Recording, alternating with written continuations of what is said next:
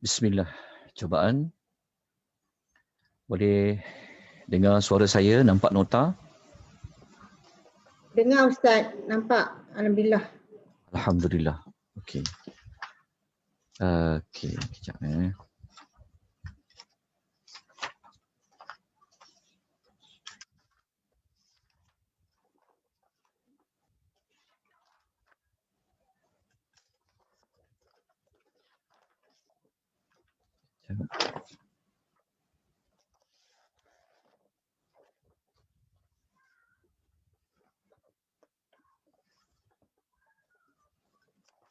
Baik, kita akan mulakan. Bismillahirrahmanirrahim. Alhamdulillahirabbil alamin.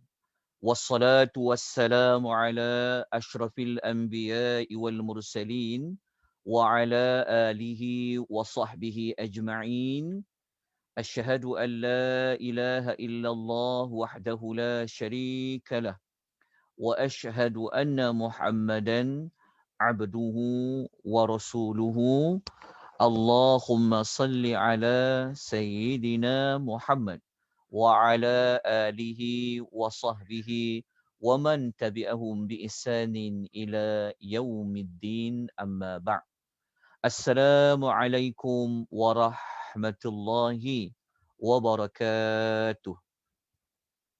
Alhamdulillah, kita bersyukur sebanyak-banyaknya kepada Allah pada malam yang berbahagia ini, merupakan malam 29 Zulkaidah. Kita berada pada penghujung bulan Zulkaidah. Moga-moga pertemuan kita pada malam ini di atas talian Zoom ataupun ada yang melihat di FB Akademi Tadabbur Malaysia, moga-moga kita diberikan rahmat oleh Allah. Allah mencampakkan, Allah mengurniakan kepada kita ketenangan kerana kita berada dalam majlis ilmu, kita membicarakan tentang ayat-ayat Al-Quran. Semoga Allah mengampuni dosa-dosa kita. Semoga Allah Ta'ala memberikan kebaikan yang banyak pada pengisian pada malam ini. Semoga Allah Ta'ala melapangkan dada kita. Allah memberikan kita hidayatut taufiq. Allah mencampakkan rasa minat kita, rasa iman kita terhadap Al-Quranul Karim. Malam ini merupakan malam yang pertama yang pengisian tajuk tentang nama dan tema 114 surah dalam Al-Quran yang di bawah kelolaan Akademi Tadabbur Malaysia, yang mana sebelum ini di bawah anjuran pihak lain. Jadi saya mengambil inisiatif untuk mengurus dengan lebih mudah kerana saya yang kendalikan akademi ni, jadi saya mudah untuk mengaturkan silibusnya. Moga-moga Allah Ta'ala memberikan kita manfaat. Namun begitu, bagi sesiapa yang mengikuti, yang baru mengikuti pengisian tajuk belajar tentang nama-nama surah, kemudian tentang setiap surah itu apa temanya, malam ni kita terus menyambung kepada surah yang ke-40, iaitu surah Ghafir. Malam ni insya-Allah kita akan belajar surah yang ke-40, surah Ghafir. Kemudian kita akan belajar surah Fussilat, surah nombor 41. Lepas tu kita akan belajar tentang surah Asy-Syura. So, sasaran kita pada malam ini, kita mohon rahmat dari Allah untuk kita mengambil maklumat tentang penamaan ketiga-tiga surah ini di dalam Al-Quranul Karim. Ini bermakna 39 surah sebelum ini, tuan-tuan dan puan-puan boleh ikuti, boleh dapatkan maklumat itu di FB Nur Islam Academy, Nia Academy. Kerana sebelum ni kita bersama dengan Nia Academy yang banyak memberikan kita peluang, memberikan kita ruang untuk kita menyebarkan ilmu Allah Subhanahu Wa Taala ini. Bermula pada malam ini, insya-Allah kita akan buat setiap minggu, setiap Jumaat kita fokus belajar tentang nama-nama surah. Moga-moga Ini adalah setiap malam atau setiap Jumaat malam kita cuba target tiga nama, tiga surah. Jadi kita susunlah. Kalau setiap minggu kita boleh belajar 3 surah, maknanya sebulan kita boleh belajar 12 surah. InsyaAllah tahun depan sebelum pertengahan tahun kita akan dapat habiskan ke 114 nama surah di dalam Al-Quranul Karim.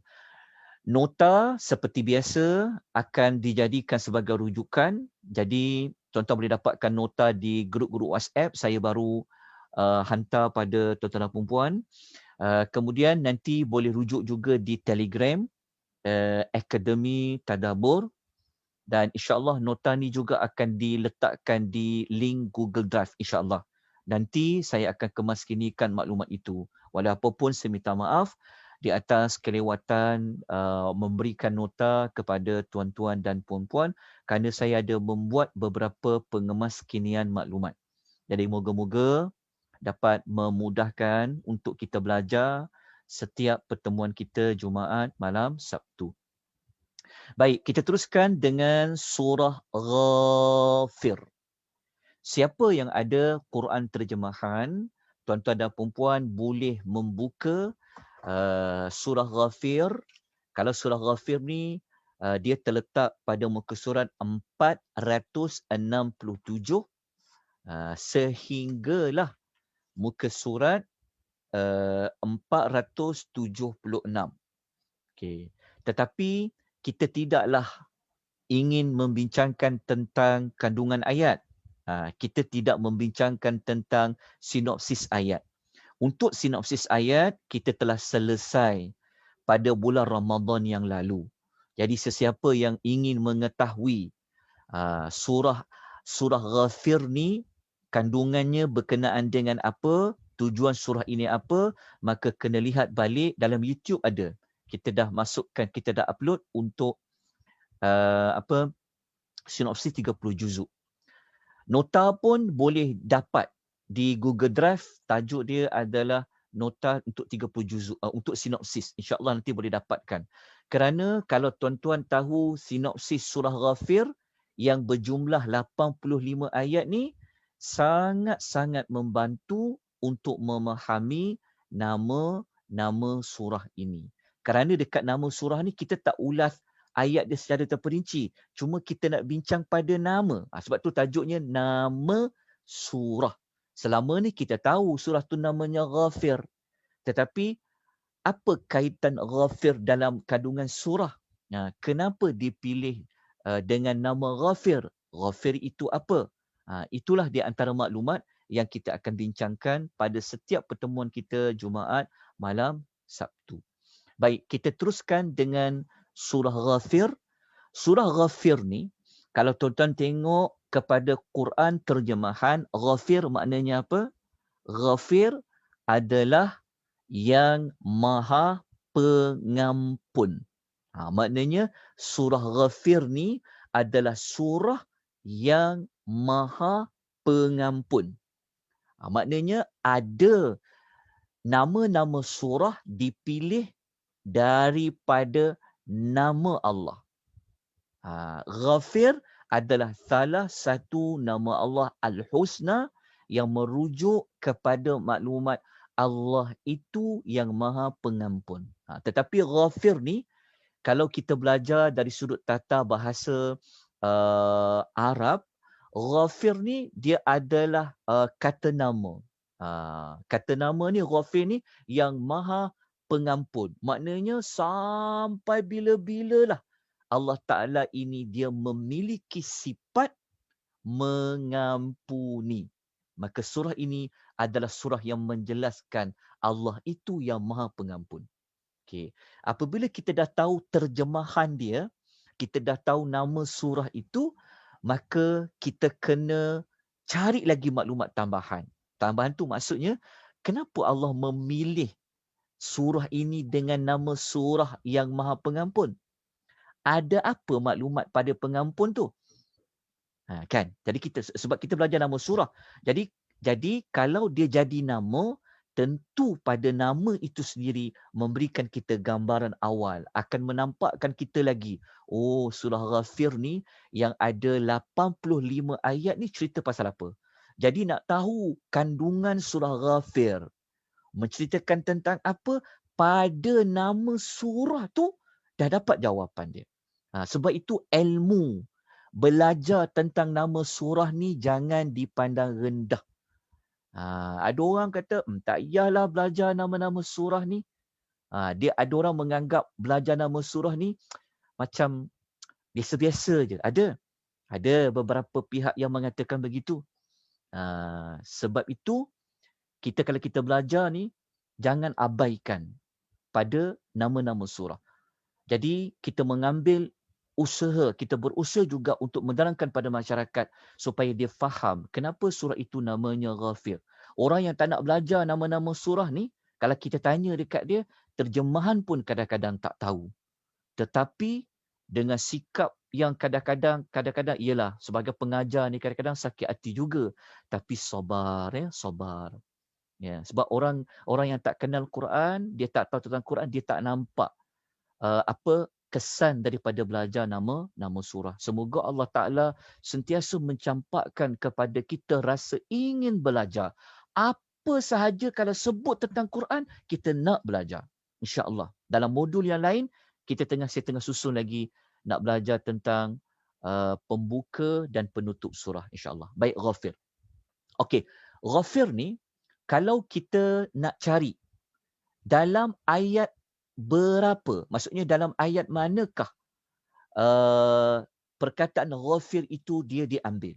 Nanti kita akan sebut, tetapi sebelum tu mari kita mendapatkan maklumat terlebih dahulu kenapa surah itu dinamakan dengan surah Ghafir.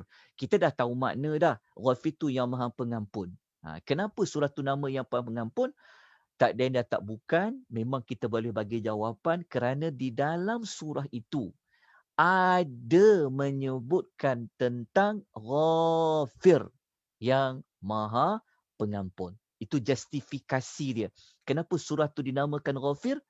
Kerana surah itu ada menyebutkan tentang Allah itu dia adalah Ghafir. Kalau nak tahu ayat berapa yang ada menyebut tentang Ghafir, kita boleh temui pada ayat yang ketiga dalam surah Ghafir. Kita akan jumpa perkataan Ghafiridz Dzambi. So kalau siapa ada Quran, dia boleh bulatkan Ghafiridz Dzambi. Sebab kalau kita ambil pada nama saja yang Maha Pengampun, mengampuni apa? Maka ayat 3 menerangkan mengampuni dzambi, iaitu dosa. Okay, InsyaAllah sekejap kita akan ulas lagi. Sebelum itu, kalau kita belajar nama-nama surah, kadang-kadang surah ni para ulama bincang tentang nama saja pun dah boleh buat kitab. Rujukan saya lebih kurang 3 hingga 4 kitab. Orang bincang tentang nama saja. Para ulama bincang tentang nama saja pun dah boleh bincang panjang lebar. Jadi nama surah-surah Quran ini ada setengahnya yang para ulama yang bagikan pendapat. Itu dia panggil ijtihad para ulama. Tetapi nama-nama Quran ini dia semuanya adalah tauqifi. Tauqifi itu maksudnya berdasarkan kepada wahyu. Okey. So surah Ghafir ni nama dia yang wahyu, yang berdasarkan kepada petunjuk wahyu, memang namanya Ghafir. Sebab dalam ayat 3 menyebutkan tentang perkataan Ghafir. Tetapi ada nama lain. Ini ijtihad para ulama, sebab para ulama melihat kandungan 85 ayat surah Ghafir ni dia didominasikan. Maksudnya dalam 85 ayat tu dia ada sesuatu yang besar juga yang boleh ditonjolkan. Sebab tu cara nak menonjolkan dia, maka diletakkan pada nama. Dan ada para ulama mengatakan surah Ghafir ni nama lain dia adalah Al-Mu'min. Al-Mu'min tu maksudnya seorang yang beriman. Maknanya Nama lain surah Ghafir, tapi nama tu ijtihad para ulama. Mengatakan nama lain surah Ghafir adalah surah Al-Mu'min. Bukan Al-Mu'minun. Kalau Al-Mu'minun tu surah nombor 23. Ini Al-Mu'min. Seorang yang beriman. Kenapa? Kerana dalam surah Ghafir ni ada cerita tentang seorang lelaki yang beriman. Dia ni merupakan ahli keluarga Fir'aun. Cuma kita tak ulaslah tentang nama Al-Mu'min dalam pengisian kita. Sebab kalau kita nak cerita tentang nama Al-Mu'min ni, kita kena cerita kisah lelaki yang disebut dialah beriman. Kisah dia itulah yang jadi nama surah itu Al-Mu'min.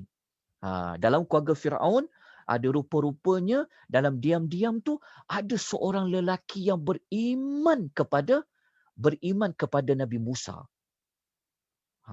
Watak lelaki ni dia muncul ketika mana Fir'aun dia nak bunuh Musa.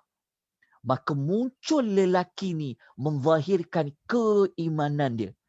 Daripada cerita yang menarik ni lah, para ulama kata patut surah Ghafir ni kita letakkan nama lain baginya dengan nama orang mukmin, iaitu Al-Mu'min. Kalau tuan-tuan dan puan nak tahu kisah orang mukmin ni, tapi kita tak belajarlah, saya sebutkan saja. Okay, tolong catat. Kalau nak tahu kisah orang mukmin ni, tuan-tuan kena rujuk pada ayat nombor 28. Pada ayat nombor 28 di dalam surah Ghafir. Okay, ayat nombor 28 dalam surah Ghafir, ayat nombor 28 sampailah cerita dia. Cerita dia agak panjang. Okay, bermula daripada ayat nombor 28 sehingga sehingga ayat nombor, sekejap, saya dapatkan maklumat tepat dia sekejap. Saya sebutkan nama ayat dia. Okey. Dia bermula ayat nombor 28 sehingga ayat nombor 46 dalam surah Ghafir. Cerita je panjang. Okey, sebab itu kenapa dinamakan dengan surah Al-Mu'min? Kerana ada kisah seorang lelaki. Ada ayat tu, maafkan saya terlupa. Okey, ada maklumat tu. Ayat 28 sampai 44. Tapi saya minta maaf banyak-banyak, memang tak sempat nak cerita maklumat ini. Kalau tuan-tuan nak tahu cerita maklumat ni, nanti ikuti kelas kronologi kisah Nabi Musa. Yang kami dah masuk pada siri yang ke-9 dah. Minggu depan kami masuk siri ke-20. Lebih kurang ada 20 siri insya-Allah. Okey, tapi saya sebutkan pada tuan-tuan dan puan-puan supaya tuan-tuan kita tahu macam mana para ulama dia kaji Quran ni, dia kaji, dia cari pada setiap surah ni apa ciri-ciri dia, maka mereka dapati bahawa kisah ni menarik ni dan dia ada kaitan dengan nama Allah Maha Pengampun tu. Maka para ulama kata dia adalah surah Al-Mu'min. So selepas ini kalau dengar, kalau baca, kalau pernah diberitahu tentang surah Al-Mu'min, ingat dia adalah surah Ghafir. Okey, sekurang-kurangnya kita tahu. Surah Mu'min tu surah Ghafir lah. Surah Ghafir tu surah Mu'min lah. Okey, kita lanjutkan kepada Ghafir. Okey. Daripada nama surah itu yang Maha Pengampun, tentulah Allah, maka para ulama mengatakan bahawasanya tema bagi surah Ghafir ni dia dikaitkan dengan pengampunan Allah dan azab Allah. Itu tema dia. Okey, maknanya begini, sekejap saya dengar ada suara-suara. Saya kena kontrol suara. Okey, begini. Kita dah tahu nama surah. kita dah tahu nama surah tu dia rujuk, diambil pada ayat yang keberapa. Tapi kita tak ulas lagi, kita akan ulas insya-Allah sebentar lagi. Lepas tu kita dah mengetahui tentang tema surah. Selepas ini, kalau belajar mengikuti mana-mana kelas, ya, guru kita kena belajar ramai. Ikutlah mana-mana kelas belajar tafsir, belajar tadabbur surah-surah Al-Quran, tuan-tuan dan puan-puan perlu cari tema dia, al-mihwar dia. Dia setiap surah ni dia akan ada satu tema, central tema dia. Dia ada satu tema utama. Dapatkan maklumat tu. Kerana daripada tema tu kita dapat gambaran awal. 85 ayat ni nak cerita pasal apa? 85 ayat ni sebenarnya dia nak cerita tentang Allah tu Maha Pengampun. Lepas tu Allah ini dia memberikan azab. Kalau orang tanya, macam mana boleh dapat tema macam tu? Kita kata, nama surah tu sendiri. Kan daripada nama Ghafir, yang Maha Pengampun itu, dia juga dijadikan rujukan kepada tema. Itu maklumat dia, cari.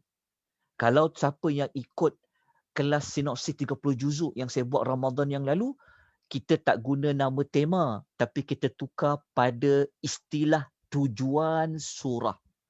Lebih kurang sama je. Kadang-kadang para ulama mengatakan maqsad surah, tujuan surah. Kadang-kadang para ulama namakan dia mihwar surah. Jadi tema surah Ghafir ini nak cerita tentang pengampunan Allah, nak cerita tentang azab Allah. Kita akan buktikan, kita akan tunjukkan kepada tuan-tuan dan puan-puan contoh-contoh ayat yang akan pergi kepada tema surah ini. Sebab tu penting cari tema. Carilah mana-mana surah. Setiap tu ada tema dia. Okey, kita bincang tentang Ghafir ya. Okey, dah tahu, tuan-tuan dah dapati. Saya sebut ni supaya tuan-tuan tahu. Rupa-rupanya daripada nama tu boleh dikaitkan dengan tema. Tema tu dia melihat kepada nama dan sebagainya. Okey, kita pergi kepada ayat yang mengatakan menyebut Allah tu Ghafir. Okay, kita terus pergi kepada ayat nombor 3. Okey. Ayat nombor 3 ni, siapa yang belajar sinopsis, kita letakkan ayat nombor 2, nombor 3 ni, dia di bawah pembukaan surah. InsyaAllah kalau kita panjang umur, Allah beri kita ruang belajar, salah satu modul yang sedang dibangunkan adalah kita nak belajar pembuka penutup surah. Pembuka penutup, pembuka penutup, pembuka penutup, pembuka penutup.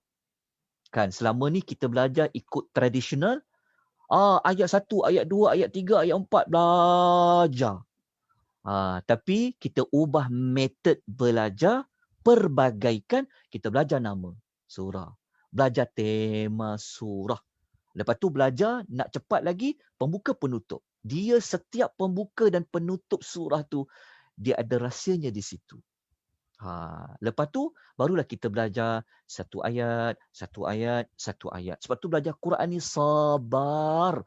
Sabar. Jangan cepat-cepat nak belajar. Sabar. Okey. Kalau ayat 3, Allah mengatakan ghafiridz dzambi wa qabilit taubi syadidil iqabi dzi tauli la ilaha illahu ilaihil masir. Jadi pada ayat 3 yang telah dimerahkan warna tu, kita jumpa perkataan ghafiridz dzambi, kan? Yang mengampunkan dosa. Yang mengampunkan dosa tu siapa? Ghafiridz dzambi inilah dijadikan kepada nama surah. Okey, yang mengampunkan. Yang Maha Pengampun tu siapa? Yang mengampunkan dosa tu siapa? Kena tengoklah ayat 2. Kalau tengok ayat sebelum dia, Allah bagi tahu. Tanzilul kitabi minallahil azizil alim. Allah Ta'ala kata, Al-Quran ni turun daripada Allah, yang Allah tu sifat dia maha perkasa, maha mengetahui. Yang turunkan Al-Quran itulah, yang maha perkasa itulah, yang maha mengetahui itulah, yang memiliki ghafiridz dzambi, yang mengampunkan dosa. Okey. Tapi Allah mengampunkan dosa saja ke? Allah tambah wa qabilit taubi syadidil iqab, dan yang dahsyat azabnya. Yang dahsyat azabnya. Dia ada dua. Tuhan tu dia Maha Pengampun, dia letak dulu dia Maha Pengampun. Lepas tu yang dahsyat azabnya. Kenapa diletakkan ada dua? Kan? Daripada ayat 3 ni lah kita jadikan dia sebagai tema kepada surah. Ingat tak tema surah Ghafir? Kata kunci dia apa?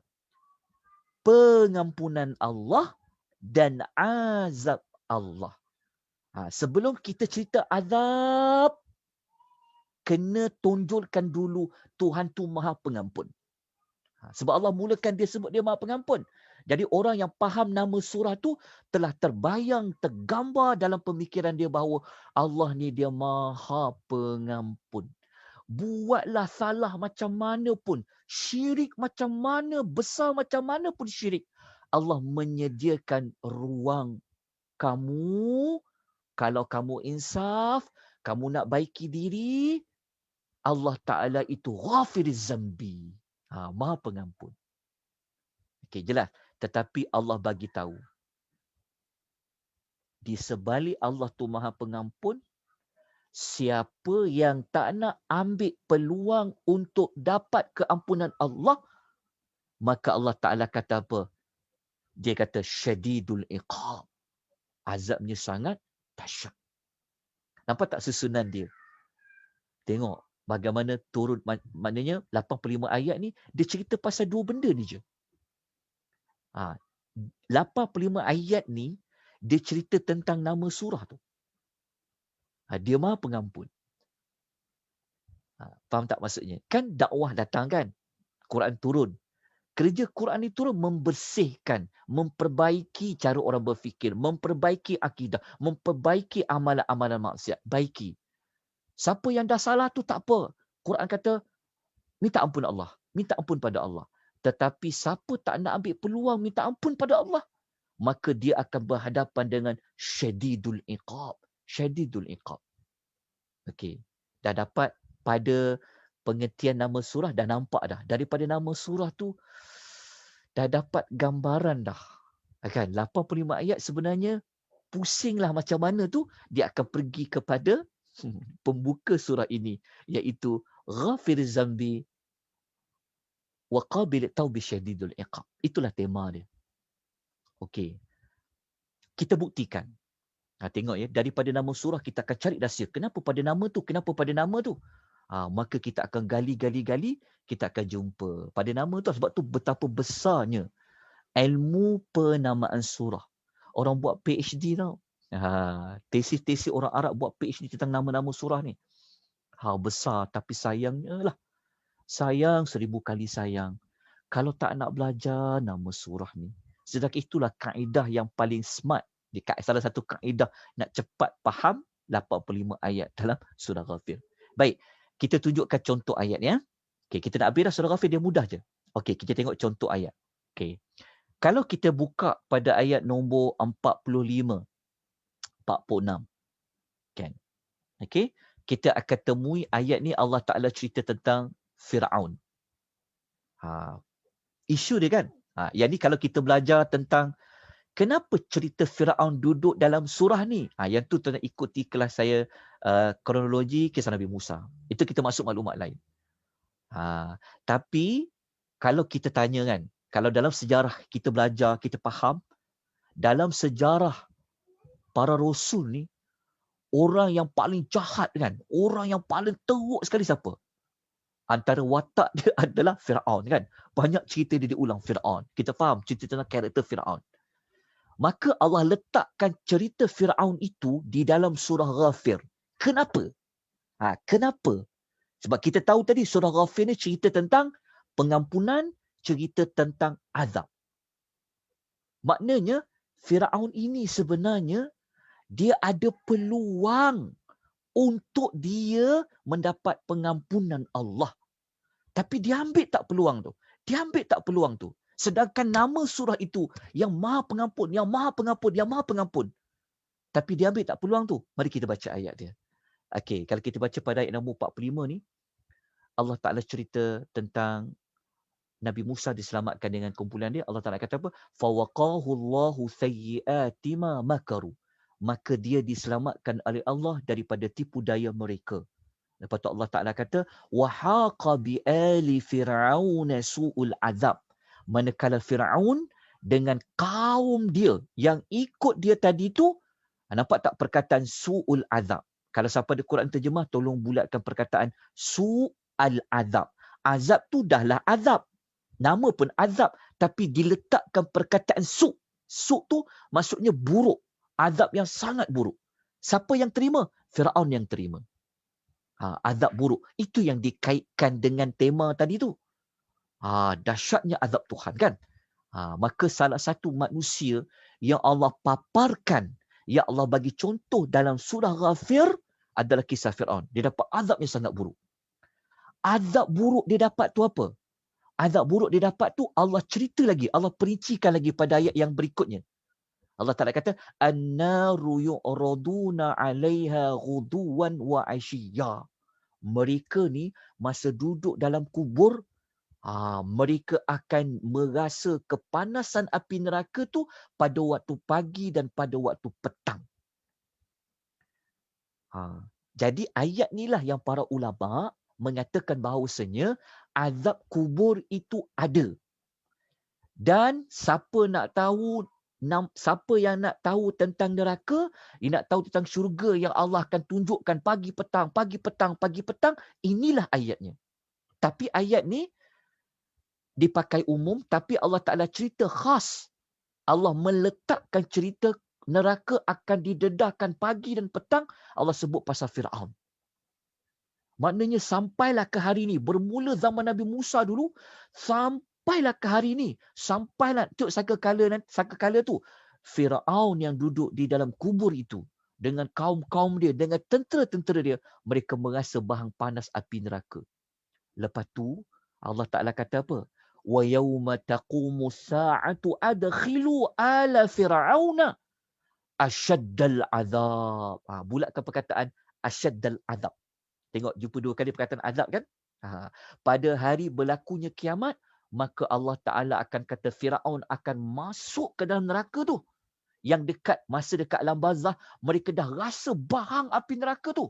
Tapi apabila kiamat, kau masuk betul-betul di dalam api neraka tu bersama dengan pengikut engkau. Tapi Allah kata azab tu apa? Bulatkan perkataan asyadda. Asyadda. Maksudnya sangat dahsyat. Kita kan sebut dahsyat kan? Quran sebut asyad lah. Asyad tu dahsyat lah. Maksud dia, kita nampak kita tengok dapati. Betapa tepatnya cerita Fir'aun ni, dia berada dalam surah Ghafir. Surah Ghafir. Lepas tu ayat tu Allah nak kata dia ni syadidul iqab yang kita baca ayat 3 tadi tu kan. Allah bawa contoh manusia yang dapat syadidul iqab adalah Fir'aun. Alhamdulillah. Doakan saya ya rahmatullah. Okey. Dapat tuan-puan. Okey, faham tak cerita Fir'aun ni? Kenapa Allah letakkan di dalam surah Ghafir kan? Sebab apa? Dia dikaitkan dengan apa? Dia dikaitkan dengan Musa dah datang. Musa dah suruh berubah. Kan? Taubatlah. Kan? Apa yang kamu pegang selama ni, kamu percaya itu salah Fir'aun. Tapi Fir'aun buat apa? Sombong, bongkak, nak bunuh siapa? Nak bunuh Musa.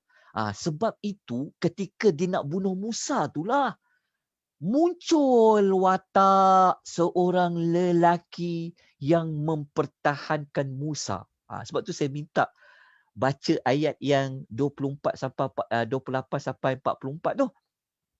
Dalam cerita ni lah.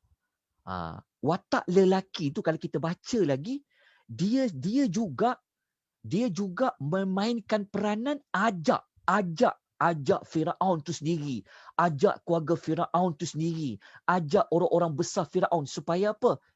bertaubatlah pada Allah. Selama ni kamu buat benda yang salah. Maksudnya, peranan lelaki itu telah menonjolkan pada watak, pada sifat Allah yang ghafir tadi.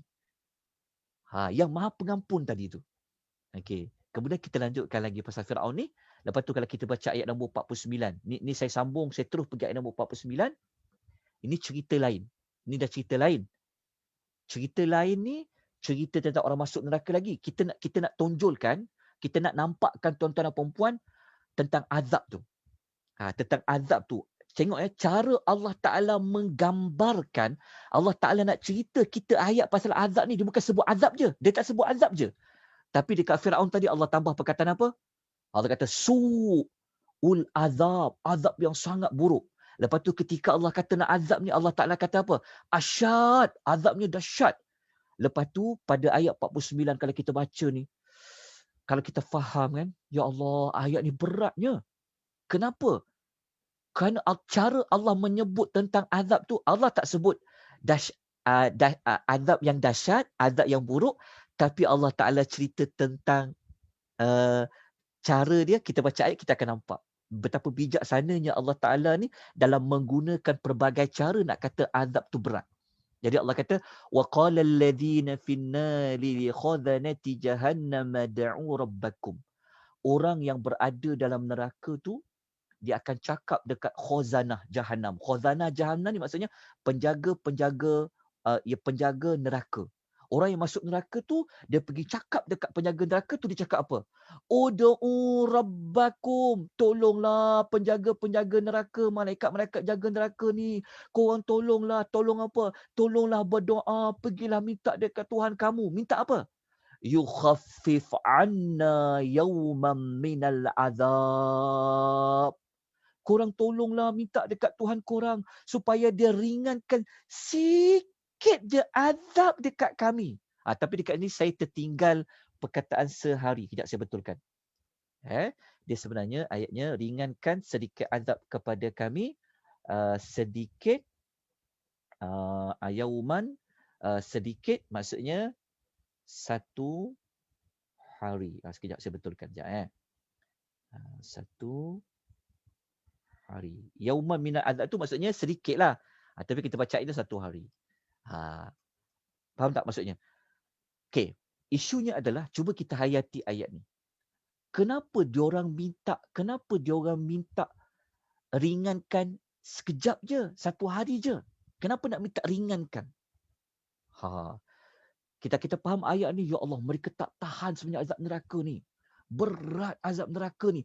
Kalau dapat ringan pun cukup, sebab sebenarnya dia ada, kalau kita baca keseluruhan ayat, sebenarnya mereka memang nak minta keluar, tak dapat. Nak minta lepaskan daripada neraka, tak dapat. Tapi pilihan dia apa? Kalau tak boleh keluar dan sebagainya, ringankan sikit je. Ringankan sekejap je, satu hari je. Daripada perkataan meringankan tu, maknanya azab neraka ni berat sangat. Kan? Sampai nak minta ringan tu. Bagaimana dengan Firaun, dengan kumpulan-kumpulan dia yang Allah Ta'ala kata dia dapat asyadul azab. Azab yang sangat dahsyat. Jadi, daripada kisah Firaun ni, kan? Daripada kisah Firaun tu, kita dapat pada maklumat ni lah. Pada tema kan. Maksudnya Firaun, dia memilih untuk diazab. Sedangkan Allah offer dengan pengampunan. Kalau kita baca ayat 3 tadi kan, kalau Allah kata ghafiruz zambi kan, daripada nama surah tadi.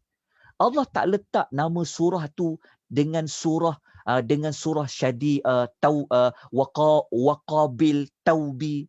Tapi Allah letakkan nama surah tu Ghafir yang Maha Pengampun. Tapi kenapa kau tak nak ambil peluang Allah Ta'ala ni Maha Pengampun? Tetapi dia menolak. Allah beri dia dia berhadapan dengan Allah yang mana? Waqabilit taubi syadidil iqab. Okey, tuan dapat kaitkan tak antara nama surah, kita dapat gambaran. Oh, betul lah. Maksudnya daripada nama surah tu kita dapat Allah Ta'ala menyebut tentang dia Maha Pengampun. Sebab apa? Di antara orang yang Allah Ta'ala Allah Ta'ala kaitkan dengan Maha Pengampun, kisah Fir'aun. Dan ada banyak kisah lain lagi lah. Ada lagi cerita lain kena baca dalam surah Ghafir tadi. Okey, lepas tu kita pergi satu ayat yang last sekali untuk belajar nama surah ni. Maka mari kita lihat pada penutup. Ni penutup tau. Ni penutup surah Ghafir. 85, ayat nombor 85. Ini yang saya katakan tadi pada tuan-tuan dan puan-puan. Salah satu nak faham Quran, salah satu kaedahnya belajar pembuka dengan penutup. InsyaAllah itu di antara modul yang sedang dikemas kini untuk disebarkan maklumat tu. Ini dekat penutup tau. Penutup surah Ghafir. Habis kita belajar. Oh, cepatnya kita faham surah Ghafir 85 ayat. Ya, kita belajar dekat pembuka, kita belajar dekat penutup, kita belajar pada nama surah. Lepas tu belajar pada tema. Kita lihat pada penutup ayat ni. Allah tutup cerita pasal apa ni? Tengok dekat sini. Kan? Penutup ni, dia berikan kesimpulan dia juga. Allah Ta'ala kata apa? Falamma ra'au ba'sana qalu amanna billahi wahdah wa kafarna bima kunna bihi musyrikin. Maka ketika mereka melihat azab kami, mereka waktu itu baru nak cakap. Allah kata ketika mereka melihat azab kami, maksudnya azab tu dah depan mata dah. Mereka berkata apa? Amanna billahi wahdahu. Dia kata, kami beriman kepada Allah semata-mata. Masa dah tengok azab tu, baru nak cakap apa? Wa kafarna bima kunna bihi musyrikin.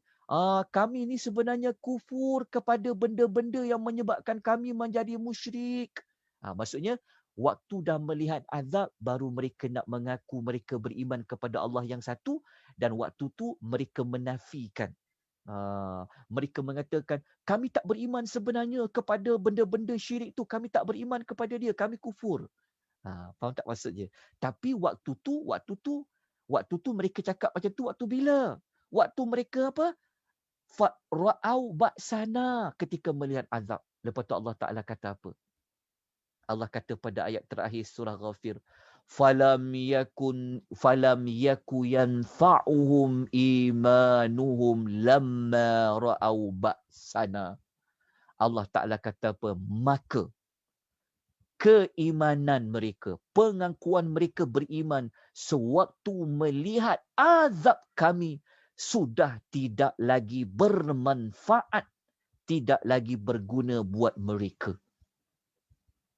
Lepas tu Allah Ta'ala kata, maklumat ni Allah Ta'ala kata apa? Sunnatallahi allati qad khalat fi ibadih.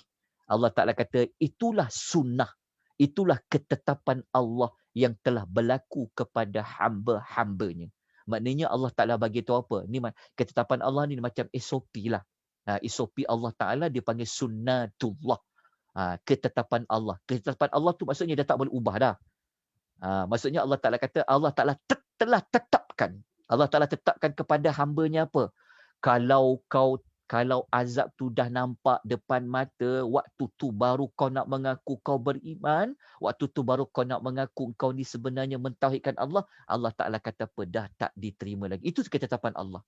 Lepas tu Allah Ta'ala kata kalau orang ni ada yang macam tu, kata Allah, dah nampak azab baru nak mengaku beriman, kata Allah, wa khasira hunalikal kafirun. Pada saat itu rugilah orang-orang yang kafir kepada Allah. Jadi kalau kita baca ayat 84 dan 85 ni, dekat sini ada tak dikaitkan dengan Allah Maha Pengampun? Saya nak tanya. Ada tak dikaitkan dengan nama surah Ghafir, Allah Maha Pengampun? Ada tak? Kalau kita baca ayat 84, 85 ni, kita nampak macam azab je, betul tak? Tapi sebenarnya ayat 84 dan 85, penutup surah Ghafir ni, ini ada pasal pengampunan Allah. Pengampunan Allah dekat mana? Pengampunan Allah, waktu korang tak nampak azab tu tak datang, kenapa tak pergi minta ampun kepada Allah? Sedangkan Allah kan kata pada ayat 3, dia tu Ghafiriz Zambi. Lepas tu kenapa waktu azab tu dah nampak depan mata baru nak mengatakan beriman? Dah tak boleh dah. Kerana nama Allah Ghafir, sifat Allah Ghafir Maha Pengampun itu, dia hanya terbuka sebelum azab itu diturunkan oleh Allah Azza wa Jalla. Maka tamatlah surah Ghafir, dah habis ayat nombor 85. Jadi kalau kita hayati betul-betul, saya minta tuan-tuan dan puan-puan tengok ini penutup kan?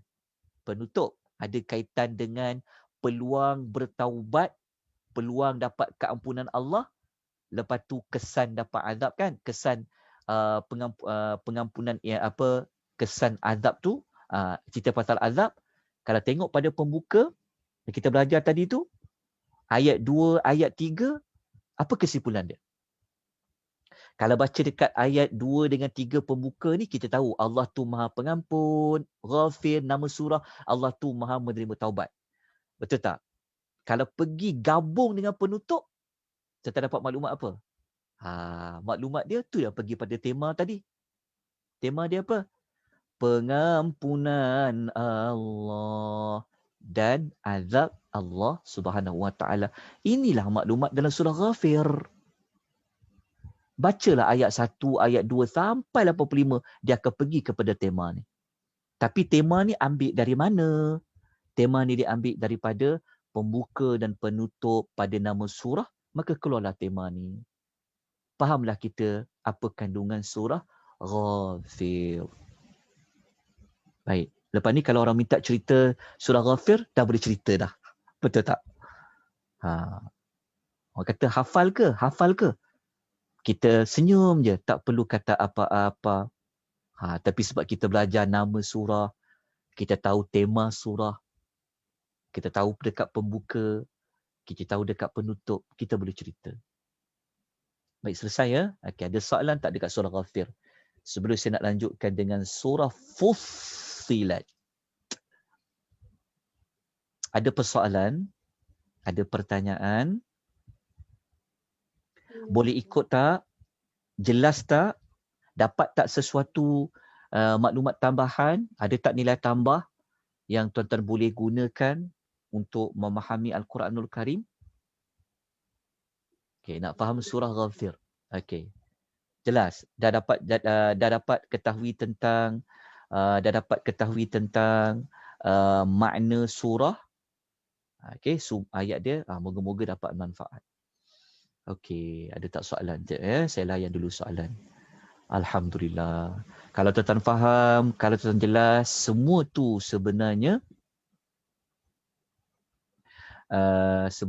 semua itu adalah daripada Allah. Allah yang fahamkan tuan-tuan dan puan-puan semua. Sebab kita ada azam, kita ada niat yang baik, kita nak faham Quran, Allah akan buka hijab tu. Kadang-kadang maklumat tu senang je. Tapi kerana mungkin niat kita dan sebagainya, kadang-kadang menyebabkan Allah tak bantu kita. Kejap ya. Ni. Okay, kejap. Kejap ya. Saya juga yang jaga video ni. Saya juga yang jaga ni, jadi saya kena tengok suara. Kalau tuan buka video, kadang-kadang tak perasan ya. Hati-hati ya. Takut nanti tertunjuk, ternampak benda-benda yang tak sepatutnya. Jadi hati-hati. Guna Zoom ni kena cermat. Jangan careless. Hati-hati. Hati-hati pada voice dan juga pada video. Tapi tak apa, saya faham. Jangan risau sebab saya juga yang jaga, saya juga admin sebenarnya. Kita memang tak ada admin. Kita mengajar kita ni. Okey. Tuan-tuan dan puan-puan, jelas ya? Saya teruskan dengan surah Fussilat. Boleh? Okey, jap. Ada soalan tanya. Sekejap. Ada yang tanya, ayat 85 boleh relate dengan kisah Firaun semasa hampir temu ajal, ya ke Ustaz? Boleh kita nak relatekan dengan Firaun. Boleh. Sebab Firaun ni, memang waktu dia nampak azab, memang ketika tu baru dia nak mengaku, dia ni beriman kepada Nabi Musa, beriman kepada Tuhan Musa. Boleh. Kita boleh ambilkan teladan tentang kisah Firaun. Tapi ayat tu tidaklah secara spesifik berkaitan dengan Firaun. Tapi dari sudut cara Firaun dia buat pengakuan ketika laut tu dah nak kena pada dia, nak lemaskan dia, masa tu baru dia nak beriman. Boleh dikaitkan dari sudut situasi yang sama. Okey. Saya pernah dengar ada manusia yang terakhir masuk ke dalam syurga selepas diazab di neraka. Ini ada kaitan dengan masuk ayat dengan masuk Al-Ghafir ke? Ya, dia ada kaitan dengan nama Allah yang Maha Pengampun. Allah mengampuni mereka yang telah diazab dalam neraka tu. Cuma yang hanya boleh dikeluarkan daripada neraka nak masuk ke dalam syurga hanya sesiapa yang ketika dia mati, ketika dia menghembuskan nafas yang terakhir dia masih lagi ada ketauhidan. Maksudnya dia bukan mati dalam kafir. Kalau macam Firaun, selama-lamanya dia akan berada di dalam neraka. Yang boleh keluar daripada neraka itu hanyalah sesiapa yang dia masuk dalam neraka disebabkan dosa-dosa amal dia. Tapi bukan sebab akidah dia, bukan sebab iman dia yang kufur. Kalau dia kufur selama-lama dalam neraka, dia tak boleh keluar dah. Ada orang dia keluar daripada neraka disebabkan syafaat. Syafaat ni Allah tu juga adalah pemberi syafaat yang terbesarlah, sebab orang yang berada dalam syurga, malaikat ke, para nabi ke, tak boleh tolong orang dalam neraka tu nak bawa keluar. Mereka setelah Allah memberikan keizinan dan sebagainya.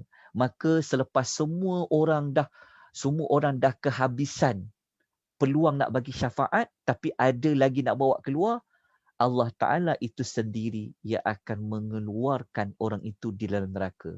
Dan memang ada dikaitkan dengan nama Allah itu yang Maha Pengampun. Wallahu Ta'ala a'lam. Baik. Ada soalan secara verbal?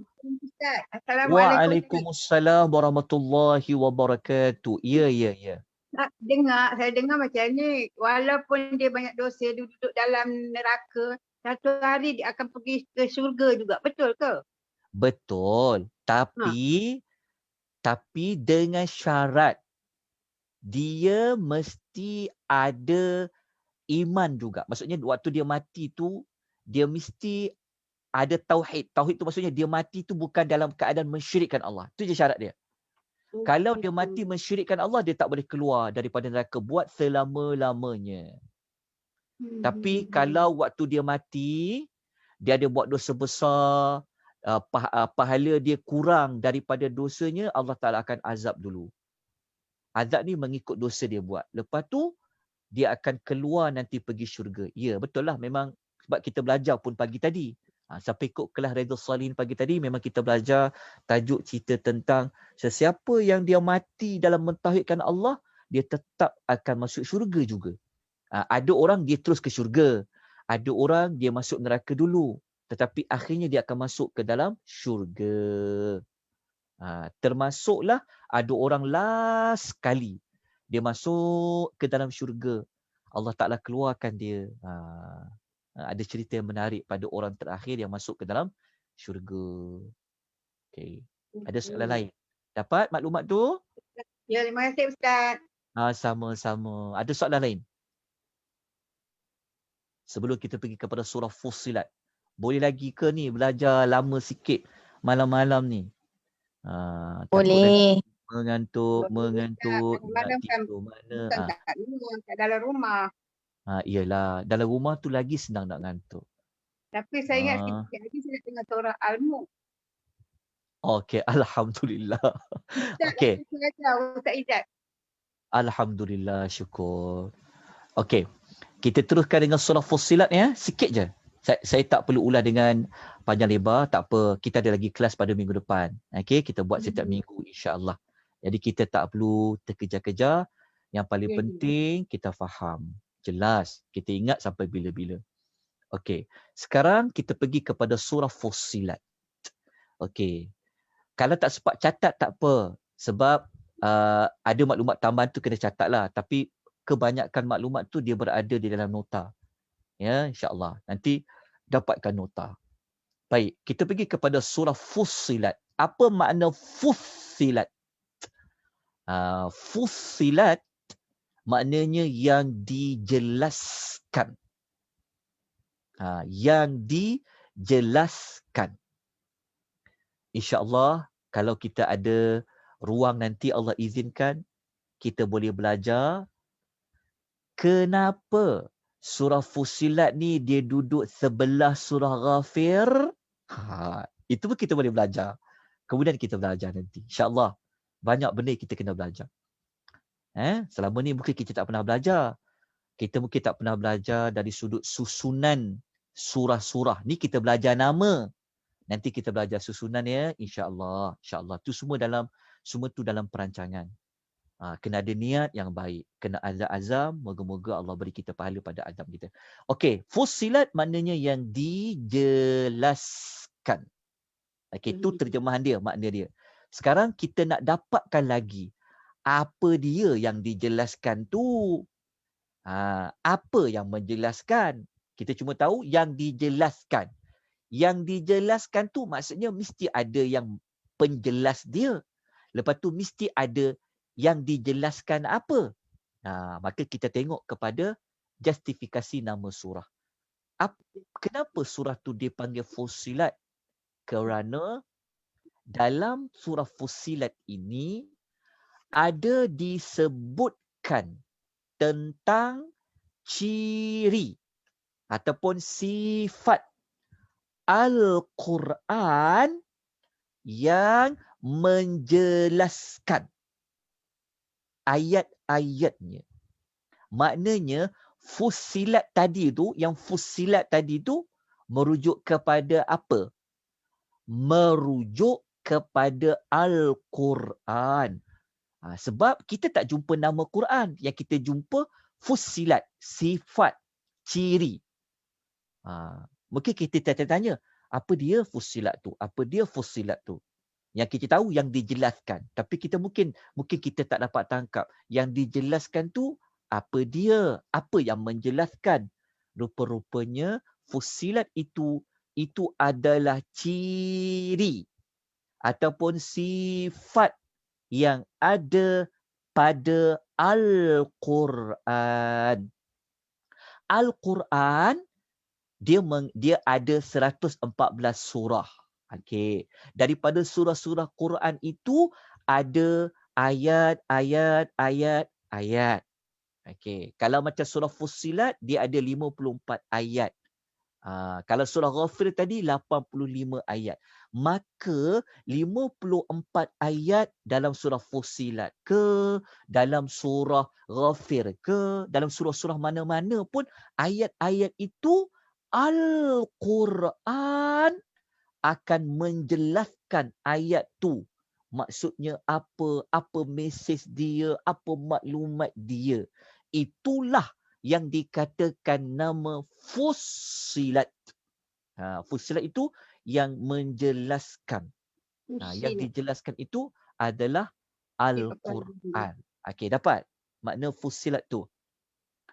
Lepas ni kalau orang tanya, contohnya kalau orang kata, kalau anak tanya pada kita, ibu, Quran tu apa? Kita boleh kata, oh, Quran itu dia adalah Fussilat. Fussilat, saya macam pernah dengar je ibu Fussilat. Kita kata, ya, yang kamu dengar tu nama surah. Surah nombor 41 Fussilat. Apa tu Fussilat? Fussilat itu adalah sifat, ciri yang ada pada Al-Quran. Okey. Kita pergi pula kepada maklumat. Ada ke perkataan Fussilat tu pada ayat dalam surah Fussilat? Dari mana kita tahu nama surah Fussilat tu? Maka kita pun bukalah ayat surah Fussilat. Rupa-rupanya ada pada ayat ketiga. Pembukaan surah Fussilat, Allah menyebut perkataan Fussilat. Okey. Jadi kita baca pada ayat dia. A'udzubillahi minasyaitonirrajim. Tanzilum minarrahmanirrahim. Okey. Allah Ta'ala kata turunnya daripada Ar-Rahman dan Ar-Rahim. Tanzil merujuk kepada apa? merujuk kepada penurunan apa?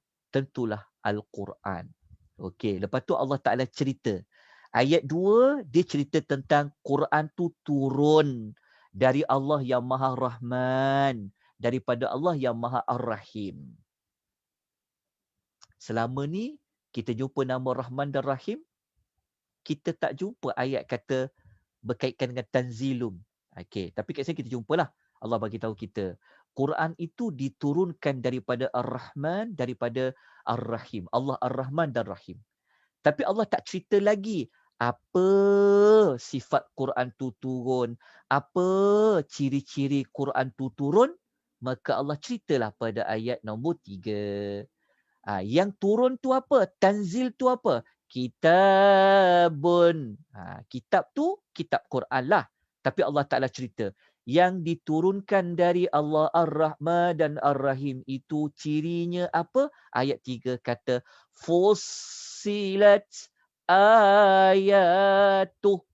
Fussilat ayatuh.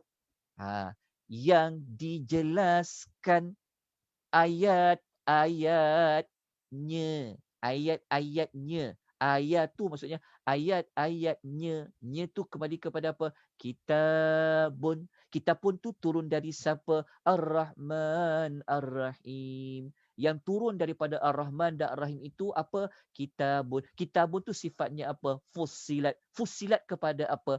Ayatuh. Kepada ayat-ayatnya satu persatu. Okey, rupa-rupanya ayat-ayat Quran ni sebenarnya jelas. Tak ada maksud-maksud yang tersembunyi, tak ada. Cuma kita tak fahamlah, tapi orang Arab ketika turun mereka faham. Ayat tu jelas, terang, nyata. Itulah sifat Quran. Tambah-tambah pula surah Fussilat. Okey, dapat dah maklumat ni Okey, dah jelas tentang Fussilat tu. Okey. Lepas tu Allah Ta'ala tambah satu lagi maklumat tentang Quran tu. Bukan sekadar Quran itu dia Fussilat, tapi Quran tambah satu lagi. Qur'anan Arabiyyan liqaumi ya'lamun. Iaitu Al-Quran yang diturunkan dalam bahasa Arab bagi orang yang memahaminya.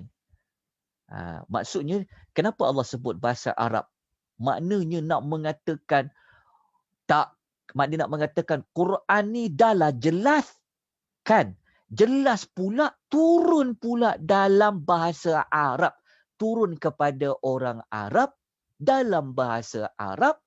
Dan Quran itu sendiri dia Fussilat. Maknanya takkan tak faham maksud ayat Quran tu.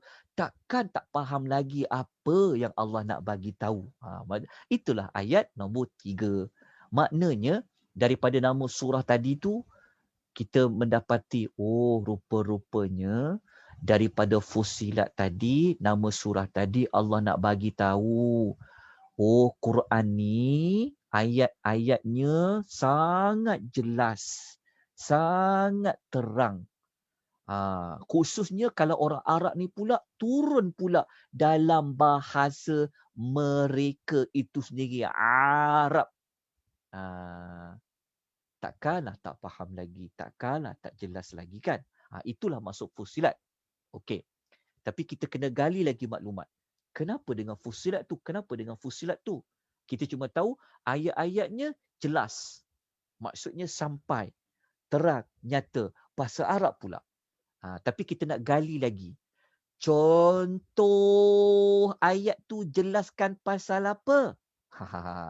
Contoh ayat tu menjelaskan tentang isu apa? Kita nak gali lepas ni lagi. Cuma kita kena tahu dulu tentang nama surah tadi. Macam kita belajar tadilah, kita dah belajar tentang Allah pengampun. Mengampuni apa? Kita gali lagi.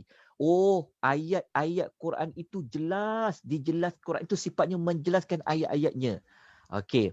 Jelas ayat-ayatnya tu jelas dalam bab apa, perkara apa. InsyaAllah kita akan kongsi selepas inilah. Okey, kalau waktu. Kalau tidak nanti kita mungkin kena Sambung pada kelas yang berikutnya. Okey, sebab dia agak malam, takut dia berat, penat. Makin ke malam makin penat ya, otak kita penat pula. Malam-malam pula belajar pula untuk melihat ayat secara tersurat-tersirat. Okey, tapi tak apa, semangat ni kadang-kadang semangat kita ni kadang menyebabkan kita boleh kuat nak belajar. Okey, dapat jalan dekat sini? Okey. Sekarang kita nak kuatkan lagi tentang Fussilat. Sebenarnya bukan ayat 3 sahaja ada perkataan Fussilat, tapi ada juga pada ayat nombor 44. Ada ayat nombor 44 ada perkataan Fussilat juga. Maksudnya perkataan Fussilat bukan sekali sahaja dijumpai dalam surah Fussilat, tapi ada 2 kali. Yang kedua tu ayat berapa? 44. Sama je ayat dia. Fussilat ayatu pada ayat nombor 44. Fussilat ayatu. Okey, kejap Siapa yang buka audio tu? Kena mute kan. Okey. Isunya, jawapannya kita nak cari kenapa sampai Allah nak ulang 2 kali? Daripada pengulangan ayat ni, kita dapat mengetahui, kalau tak ulang pun kita faham dah, memang Al-Quran ni sifat dia menjelaskan ayat-ayat yang ada dalamnya. Tapi Allah ulang kali kedua ada pada ayat nombor 44.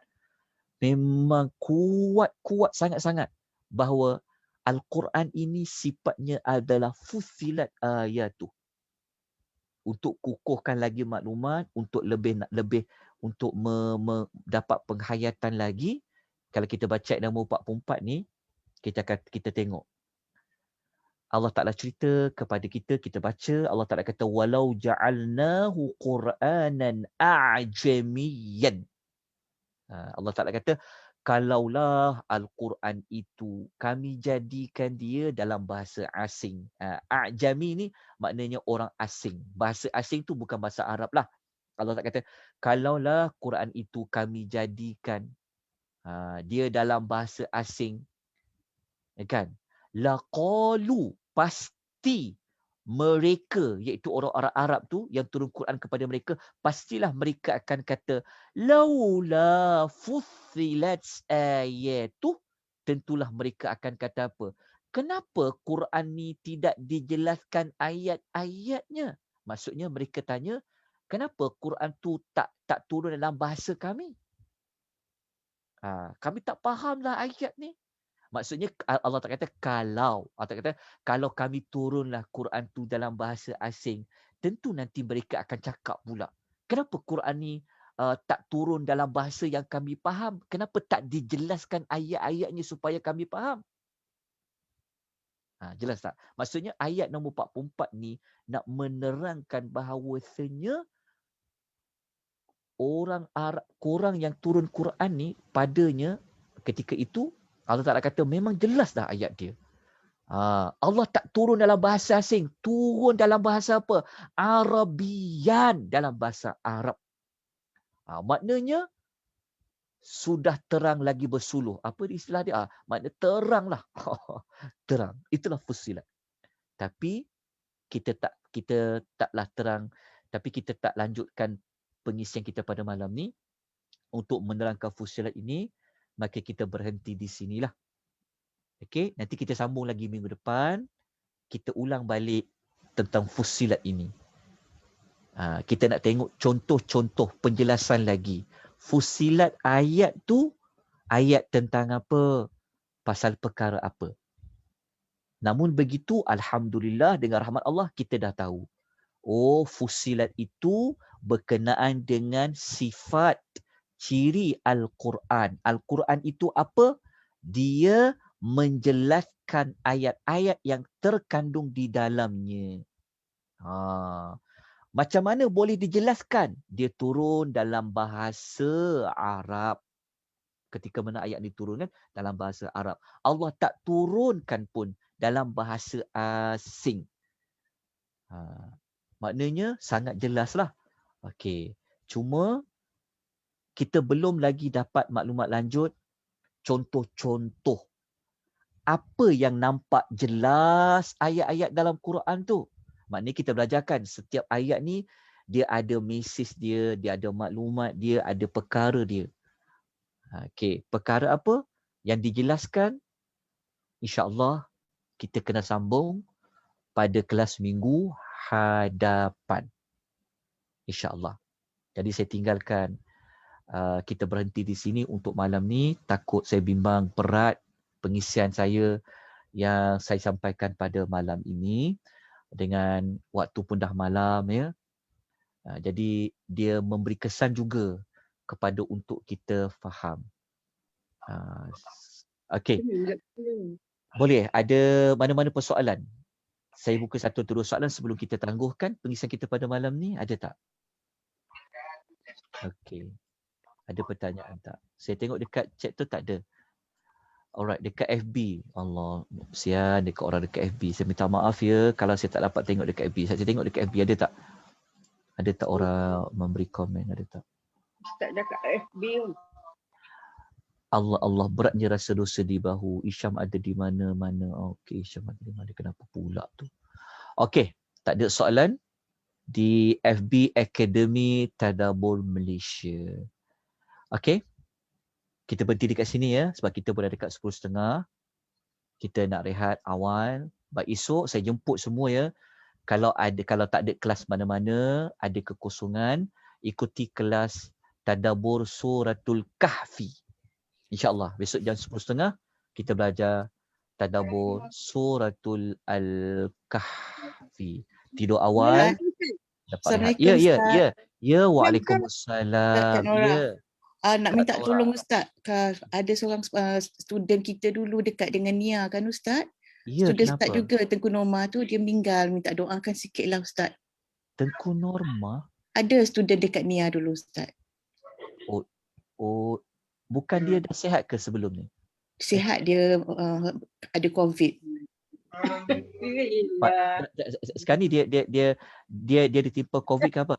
Dah tak ada, dah dipanggil. Oh, maksudnya dia dah meninggal dah. Minta doa Ustaz. Moga-moga roh beliau di kalangan orang-orang yang orang-orang beriman, sebab itulah sebenarnya, itulah rahmat dari Allah sebenarnya. Meninggal dalam keadaan sakit dapat menghapuskan dosa-dosa. Lepas tu Allah nak naikkan darjat sebenarnya. Kerana dia dikaitkan dengan mati sebab wabak. Mati sebab wabak ni pahalanya besar. Rahmat. Okey, moga-moga Allah mengampuni beliau, Allah merahmati beliau. Allah Ta'ala letakkan beliau di kalangan para al-anbiya, para nabiyyin, was-siddiqin, was-syuhada, was-salihin. InsyaAllah. Okey, kita jumpa lagi. Ada apa-apa isu berbangkit, ada nak komen ke, nak apa ke, bagi tahu. Kita doakan sama-sama ya kepada rohnya Tengku Norma yang pernah mengikuti kelas kita nama-nama surah. Okay, ada soalan tak? Kalau tak ada, kita berhenti kat sini. Minta maaf banyak-banyak ya atas kekurangan kelemahan. Nanti dapat tanya. Ustaz, malam ke pagi esok kelas? Pagi ke malam? Kelas. Oh, pagi. 10.30 pagi. Malam tak ada. Malam kalau nak ikuti kelas Israiliyat. InsyaAllah bersama Dr. Nick ya. Ya. InsyaAllah. Okey, kita jumpa lagi. Aqulu qouli hadza wa astaghfirullahal azim wa bila taufiq wal hidayah. Wassalamualaikum warahmatullahi wabarakatuh. Waalaikumsalam. Terima kasih Ustaz. Terima kasih Ustaz. Assalamualaikum.